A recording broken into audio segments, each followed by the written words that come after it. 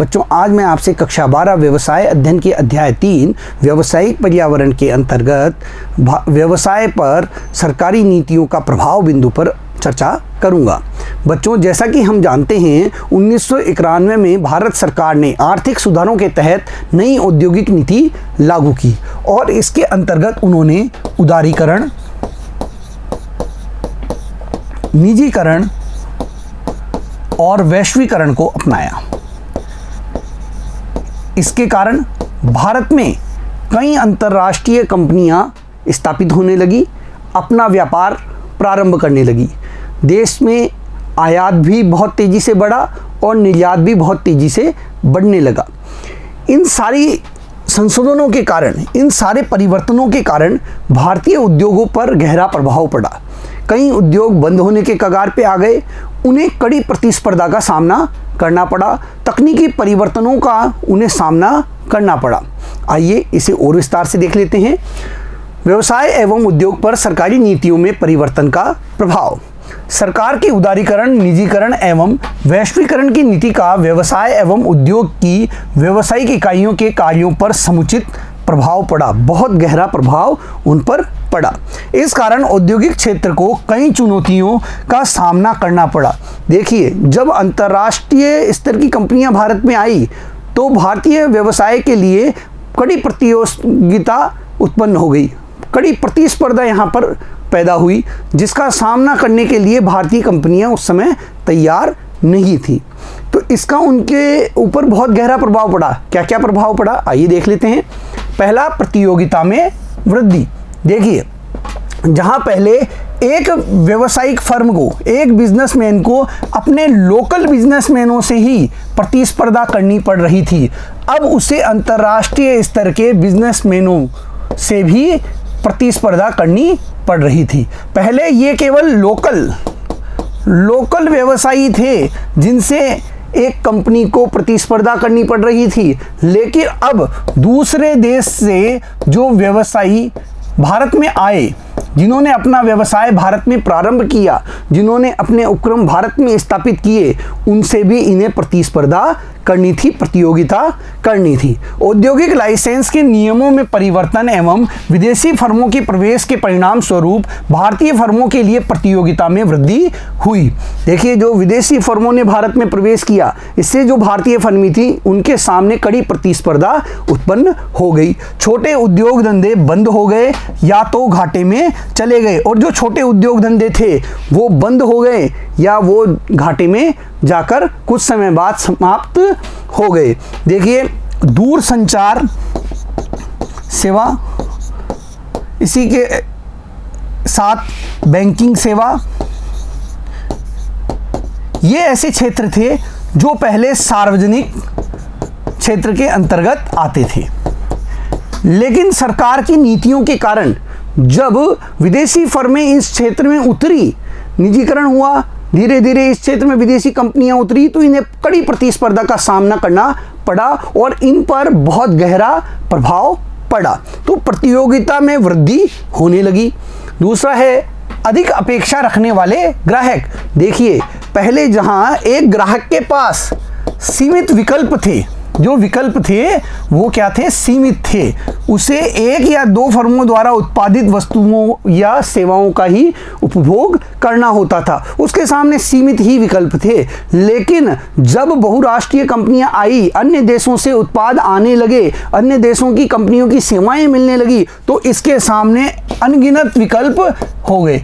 इसके पास विकल्प बहुत सारे हुए, बहुत से हो गए, जिसके कारण अब इसके पास चयन करने के अवसर उपलब्ध हो गए। एक उपभोक्ता जहां पहले कुछ सीमित वस्तुओं का ही चयन करता था, वहां अब उसके सामने बहुत सारे विकल्प थे। वह अपनी इच्छा अनुसार, अपनी आवश्यकता के अनुसार किसी भी वस्तु का चयन कर सकता था। आप बाजार में जाते हैं, वहां पर आपको एक ही प्रकार की कई सारी कंपनियों के अलग अलग उत्पाद मिलेंगे और आप उनमें से किसी भी उत्पाद को चयन कर सकते हैं, पसंद करके ला सकते हैं। तो ये परिवर्तन कब हुआ? 1991 के बाद जो सरकारी नीतियों में बदलाव हुआ उसके परिणाम स्वरूप हुआ। बाजार में बढ़ी हुई प्रतियोगिता ग्राहकों को श्रेष्ठ गुणवत्ता वाली वस्तु एवं सेवाओं के क्रय में बहुत अधिक चयन के अवसर प्रदान करती है। देखिए, जब कड़ी प्रतिस्पर्धा हुई तो एक व्यावसायिक इकाई को ग्राहकों की आवश्यकता रुचि को पूरी करने के लिए अच्छी गुणवत्ता की वस्तु सामने लाना था, जिसके तहत ग्राहक को अच्छी गुणवत्ता वाली वस्तु मिली और उसे उसकी आवश्यकता की पूर्ति के लिए वस्तुएं प्राप्त हुई। अब उसके सामने बहुत सारे चयन के अवसर भी थे, विकल्प भी थे। बाजार क्रेता अभिमुखी हो गए। अब बाजार कैसे हो गए? क्रेता अभिमुखी हो गए। क्रेता की आवश्यकताओं की पूर्ति करने वाला बाजार हो गया। प्रौद्योगिकी पर्यावरण में तेजी से परिवर्तन। देखिए, 1991 के बाद जो सरकारी नीतियां बदली उनके तहत तकनीक भी विदेशों से आने लगी। तकनीकी परिवर्तन भी बहुत तेज गति से होने लगा। इसका हम एक उदाहरण लेते हैं। देखिए, पहले मोबाइल चला करते थे बटन वाले, कीपैड वाले, नोकिया 1100। ये मोबाइल पहले बहुत मात्रा में बिका। इससे दूसरा प्रोडक्ट आने में काफ़ी समय लगा। जो दूसरा प्रोडक्ट आया उसके अंदर 2 से 3 वर्ष का समय लगा। ठीक है। इसके बाद में जब हमारे पास टच स्क्रीन वाले मोबाइल आने लगे तो उसके अंदर 1 से 2 वर्ष का समय लगा, यानी समय अंतराल कम हुआ। और अब जो मोबाइल हमारे पास आते हैं, आप देखते होंगे हर दूसरे तीसरे दिन, हर 15 दिन के अंदर उनकी तकनीक बदल जाती है। अब हर 15 दिन में नया, 15-16 दिन के अंदर नया मोबाइल हमारे हाथों में आ जाता है। नई तकनीक वाला मोबाइल कंपनियां लॉन्च करती रहती है। कई प्रकार के मोबाइल सामने देखने को मिलते हैं। तो ये देखिए, पहले बहुत लंबे समय में तकनीकों में परिवर्तन होता था, लेकिन अब जो 15 या 16 दिनों में ही तकनीक बदल जाती है। हर दूसरे दिन नई तकनीक के मोबाइल हमारे सामने आ जाते हैं। मतलब तकनीक के अंदर जो तकनीक है यह तेजी से बदल रही है और इसी तेजी से बदलती हुई तकनीक के कारण व्यवसाय भी अपनी तकनीकों में सुधार कर रहे हैं, अपनी तकनीकी को बदलते हुए अपने आप को संचालित कर रहे हैं। आइए देखते हैं, नई तकनीक के कारण मशीन, प्रक्रिया, उत्पाद एवं सेवाओं में सुधार संभव हुआ है। देखिए, जो ये तकनीक बदली है इससे उत्पादों में परिवर्तन हुआ है, सेवाओं में परिवर्तन हुआ है, मशीनों में परिवर्तन हुआ है, कार्य करने के तरीकों में बदलाव आया है। तेजी से बदलता प्रौद्योगिकी पर्यावरण छोटी फर्मों के सामने कठिन चुनौतियां पैदा करता है, लेकिन जो ये तेजी से बदलता हुआ पर्यावरण है, तकनीकी पर्यावरण है, इससे छोटी फर्मों को बहुत नुकसान पहुंचता है। बड़ी फर्में, उनके पास वित्तीय संसाधन बहुत अधिक मात्रा में हैं, वो आसानी से तकनीक में बदलाव कर लेते हैं, लेकिन जो छोटी इकाइयां हैं वो आसानी से नई तकनीक नहीं अपना पाती, क्योंकि उनकी वित्तीय जो क्षमताएं हैं वो सीमित होती हैं। फर्मों को बाजार में टिके रहने एवं बढ़ने के नए नए तरीकों के विकास के लिए बाध्य करती है। और जो ये तकनीकी परिवर्तन हो रहा है तेजी से, यह बाजार में टिके रहने के लिए एक फर्म को मजबूर करती है कि वह निरंतर तकनीक में बदलाव लाए, अपने कार्य प्रणाली में तकनीक के साथ साथ बदलाव करती रहे। आगे देखते हैं बच्चों, परिवर्तन की आवश्यकता। देखिए, 1991 के बाद बहुत अधिक तेज गति से परिवर्तन होने लगा। ऐसे परिवर्तन में जिस उपक्रम ने अपने आप की कार्य प्रणाली में बदलाव किया वह तो सफल हो गया, और जिसने अपने आप में बदलाव नहीं किया वह सफल नहीं हो पाया। चाहे कार्य प्रणाली में बदलाव करना था, चाहे संचालन में बदलाव करना था, संचालन कार्य में, चाहे कार्य प्रचालन के अंदर बदलाव करना था। देखिए, इनके अंतर्गत उन्हें अपनी नीतियों में भी बदलाव करना था, उन्हें अपने जो प्लानिंग थी उनको भी समय समय पर बदलना था। यदि व्यावसायिक इकाइयां अपनी प्लानिंग नहीं बदल पाई और नीतियां नहीं बदल पाई तो वह उस समय की प्रतिस्पर्धा में नहीं टिक पाई, और इसका खामियाजा उन्हें आगे वाले वर्षों में भुगतना पड़ा। 1991 के पश्चात बाजार शक्तियां अधिक उग्र हो गई। परिणाम स्वरूप नई आर्थिक नीतियों के द्वारा घरेलू बाजार में नई फर्मों के प्रवेश से प्रतियोगिता का स्तर बढ़ने से बाजार में टिके रहने के लिए उद्यमों को अपने प्रचालन में निरंतर संशोधन बदलाव करना पड़ता है। अगर आपको बाजार में टिके रहना है तो आपको अपने कार्य प्रणाली में, आपकी नीतियों में निरंतर परिवर्तन करना था। क्योंकि पहले एक व्यवसाय के लिए, एक बिजनेस के लिए एक दो ही प्रतिस्पर्धी थे, लेकिन अब जब अंतर्राष्ट्रीय कंपनियां आई तो इसके सामने कई सारे प्रतिस्पर्धी खड़े हो गए जो कि अच्छी तकनीक के साथ कार्य कर रहे थे। और जो विदेशी फर्में आई भारत में, उनके पास आधुनिक तकनीक तो थी, आधुनिक कार्य प्रणाली से वो कार्य करते थे, प्रशिक्षित उनके कर्मचारी हुआ करते थे। तो इस सब का सामना इस बिजनेस को करना था और इसका सामना करने के लिए इसे अपनी नीतियां भी बदलनी थी, अपने कार्य करने के तरीकों में भी परिवर्तन लाना था। जिस उद्यम ने इन नीतियों में, अपनी नीतियों में परिवर्तन किया, अपनी कार्य प्रणाली में परिवर्तन किया, वह इस प्रतिस्पर्धा में टिक पाया। आगे देखते हैं बच्चों, अगला है मानव संसाधनों के विकास की आवश्यकता। देखिए बच्चों, बात सीधी सी है। वैश्वीकरण के अंतर्गत जब अंतर्राष्ट्रीय कंपनियां भारत में आई और उन्होंने आकर यहां पर अपना व्यवसाय स्थापित किया, तो उनकी जो तकनीक थी वो उन्नत तकनीक थी और उनके पास जो धन था उसकी किसी प्रकार की कमी नहीं थी। तो उन्होंने अपने यहाँ पे प्रशिक्षित कर्मचारियों को भर्ती किया। भारत की जो कंपनियां थी, इंडियन जो बिजनेस थे, उनके अंदर जिसमें ज़्यादा अप्रशिक्षित कर्मचारी थे, जहां अकुशल कर्मचारी थे, वो इन प्रशिक्षित कर्मचारियों के सामने प्रतिस्पर्धा में नहीं टिक पाए और इससे जो इंडियन बिजनेस था वो प्रभावित होने लगा, भारतीय व्यवसायी प्रभावित होने लगे। एक भारतीय कंपनी थी जो उत्पाद तैयार करती थी, अच्छे उत्पाद तैयार करती थी, बाजार में केवल उसी के उत्पाद बिका करते थे, लेकिन उसके कुशल कर्मचारी नहीं थे, अकुशल कर्मचारियों से ही वह उत्पादन करवा रहा था। लेकिन चूंकि अकेली फर्म थी इसलिए उसके उत्पाद बिका करते थे। जैसे ही अंतर्राष्ट्रीय स्तर की कंपनियां आई, प्रतिस्पर्धा बढ़ी और वहां प्रशिक्षित कर्मचारियों द्वारा अच्छी क्वालिटी के, अच्छी गुणवत्ता के उत्पाद तैयार किए जाने लगे, तो उस बिजनेस के जो अकुशल कर्मियों द्वारा संचालित था उसका व्यवसाय ठप होने लगा, उसके उत्पाद बाजार से गायब होने लगे और धीरे धीरे वह व्यवसाय क्या होगा, बंद हो जाएगा। नई बाजार परिस्थितियों की मांग उच्च क्षमतावान एवं अधिक प्रतिबद्ध लोगों की है। अब बाजार की मांग क्या है, उच्च क्षमतावान और उच्च प्रतिबद्ध लोगों की क्या है, बाजार में मांग है, जो प्रशिक्षित हैं, जो सक्षम हैं, जो योग्य हैं, ऐसे कर्मचारियों को व्यवसाय अपने यहाँ भर्ती करने का कार्य करता है। क्योंकि भविष्य की विभिन्न व्यावसायिक चुनौतियों का सामना कोई साधारण व्यक्ति नहीं कर सकता, क्योंकि जो भविष्य में जो नया नया बदलाव आता जा रहा है उसका सामना हर कोई नहीं कर सकता, उसका सामना सक्षम व्यक्ति ही कर सकता है जो कि प्रशिक्षित है और ऐसे जो समस्याएं हैं उनका सामना करने के लिए जो तैयार है, ऐसा व्यक्ति ही सामने आने वाली चुनौतियों से लड़ सकता है। इसलिए मानव संसाधनों के विकास की आवश्यकता है और इसके लिए मानव संसाधनों के विकास की आवश्यकता है, समय समय पर उनको प्रशिक्षण देने, उनकी कुशलता में विकास करने की आवश्यकता है। अगला देखते हैं बच्चों, अगला क्या प्रभाव है, बाजार अभिविन्यास। देखिए पहले क्या होता था, उत्पादन का कार्य होता था और बिक्री कर दी जाती थी, उसके बाद क्या कर दी जाती थी, बिक्री कर दी जाती थी।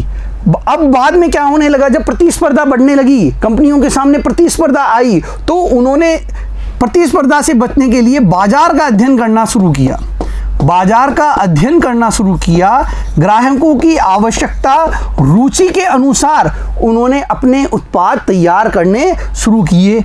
अब उन्होंने क्या किया, पहले तो बाजार का अध्ययन किया और उसके बाद में उत्पादन करना प्रारंभ किया और उसके बाद में उन उत्पादों को बाजार में प्रस्तुत किया, बिक्री की। तो ये प्रणाली अब क्या था, बाजार अभिविन्यास के अंतर्गत आया। आइए देख लेते हैं। पहले व्यावसायिक इकाइयां उत्पादन करती थी और उसके पश्चात बाजार में बिक्री करती थी। पहले उत्पादन करती थी और उसके बाद में वो क्या करती थी, बिक्री का कार्य करती थी। दूसरे शब्दों में उनके कार्य उत्पादन मूलक थे। पहले उनका कार्य कैसा था? उत्पादन मूलक था। वो सिर्फ उत्पादन पर ध्यान देते थे, अपनी इच्छानुसार वस्तु की क्वालिटी रखते थे, उसी अनुसार उत्पादन किया करते थे। तेजी से परिवर्तित विश्व में बाजार मूलक स्थिति की ओर बदलाव आया। देखिए, विश्व तेजी से बदला, देश के अंदर व्यवसायों में बदलाव आने लगा। अंतर्राष्ट्रीय कंपनियां जब देश में आने लगी तो उनका प्रभाव भारतीय कंपनियों पर पड़ने लगा और इनके उत्पाद बाजार से गायब होने लगे, क्योंकि अंतर्राष्ट्रीय कंपनियों के सामने इनके जो उत्पाद थे वो मुकाबले में नहीं टिक पा रहे थे। ऐसी स्थिति में इनके सामने समस्या क्या थी कि बाजार की जानकारी इनके पास होनी बहुत ज़रूरी हो गई थी और इसके लिए उन्होंने क्या किया? बाजार का अध्ययन करना प्रारंभ किया। बाजार के अध्ययन के अंतर्गत उन्होंने उपभोक्ता की राय जानी, उसकी रुचि, आवश्यकताओं, फैशन, इस पर सामाजिक पर्यावरण के जो बदलाव थे उनका अध्ययन करना प्रारंभ किया और उसी के आधार पर उन्होंने अपना उत्पादन करना प्रारंभ किया और प्रतिस्पर्धा में ये टिक सके। फर्म पहले बाजार का अध्ययन करती है और उसके अनुरूप ही वस्तुओं का उत्पादन करती है। देखिए अब क्या हो रहा है, अब पहले बाजार का अध्ययन होगा और उसी के अनुसार अब उत्पादन का कार्य होगा। पहले बाजार का अध्ययन और उसके बाद उत्पादन का कार्य किया जाने लगा ताकि प्रतिस्पर्धा से बचा जा सके, प्रतिस्पर्धा में टिका जा सके। आगे है सार्वजनिक क्षेत्र को बजटीय समर्थन का अभाव। देखिए, आज़ादी के बाद से सरकार का जो मुख्य ध्यान था वह था सार्वजनिक उद्योगों के विकास पर। सरकार ने सार्वजनिक उद्योगों के विकास पर बहुत बल दिया, लेकिन 1991 के जो आर्थिक सुधार थे, जो नई औद्योगिक नीति थी, उनमें सार्वजनिक उद्योगों को कम करके निजी क्षेत्रों में उनका विनिवेश किया गया, निजी क्षेत्रों को सौंपा गया। सार्वजनिक क्षेत्रों को क्या किया गया? कम किया गया, इनका विनिवेश करके इन्हें निजी क्षेत्रों को सौंप दिया गया और धीरे धीरे बजट में भी इन पर कम ध्यान दिए जाने लगा। ऐसी स्थिति में इन जो बचे हुए सार्वजनिक उद्योग थे उनको टिके रहने के लिए कार्य कुशलता के साथ आगे बढ़ना था और इसके लिए इन्होंने प्रयास भी करना प्रारंभ किए। सार्वजनिक क्षेत्र के परिव्यय के वित्तीयन के लिए केंद्रीय सरकार का बजटीय समर्थन कम हुआ। ये 1991 के बाद में हुआ।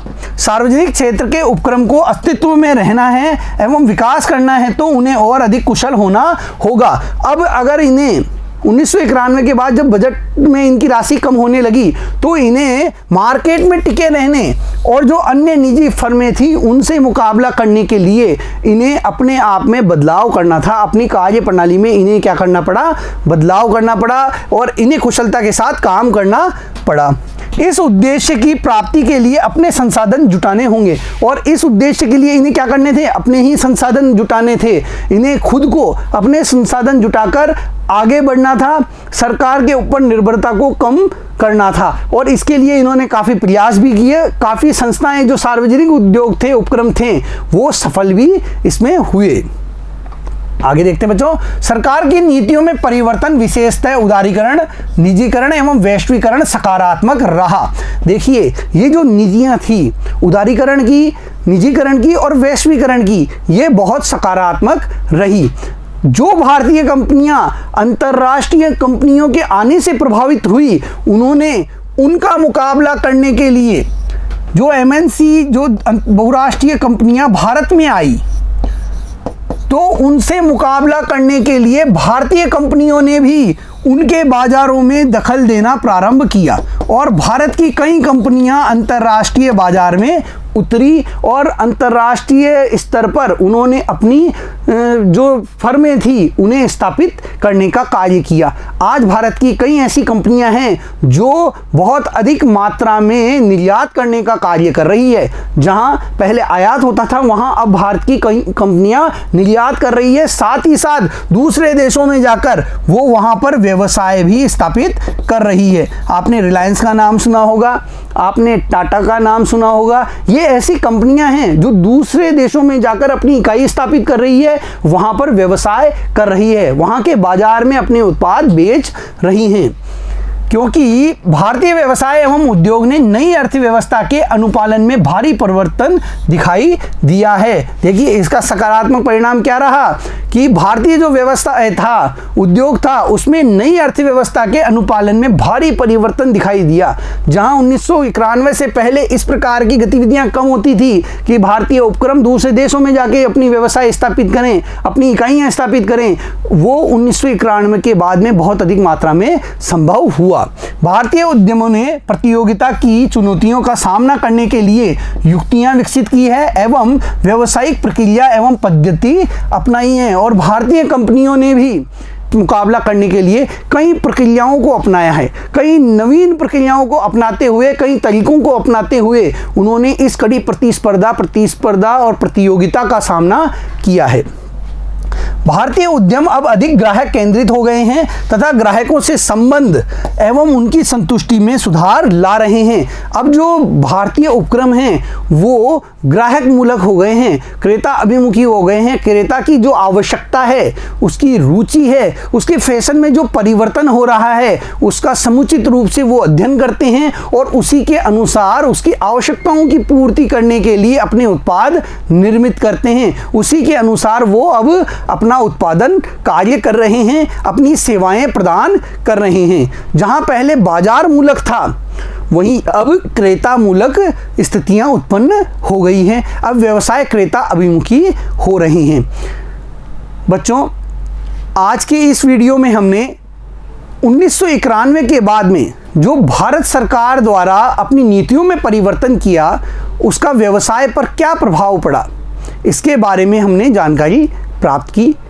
अगले वीडियो में हम फिर मिलेंगे। धन्यवाद।